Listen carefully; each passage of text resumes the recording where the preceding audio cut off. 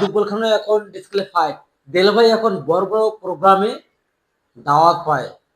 কষ্ট থেকে সফলতা অর্জন করতে হবে ইনশাআল্লাহ। আমার জানটা আমার ছাইরা উড়াল দিছে। আগে এর সফলতা তুলে ধরি, আপনারা সকলেই দেখুন এর সফলতা।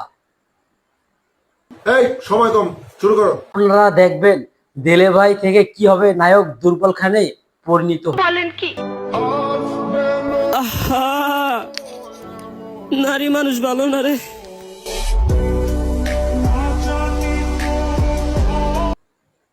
ভাই ভাবনি এই যে আদামরা ছেলেকে কেউ শেখা দেয়?